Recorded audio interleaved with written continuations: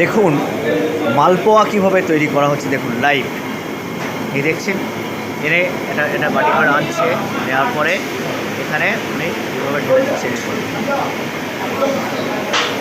পরপর রাখছেন, এই খাচ্ছে। এই দেখুন,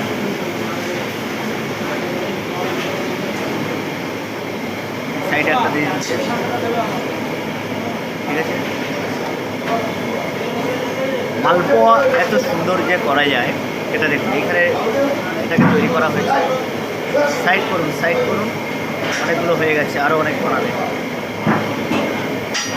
ঠিক আছে।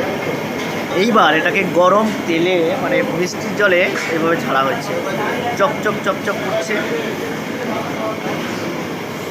দেখছেন। এখানে পুরো রেডি মালপোয়া। ওয়াও।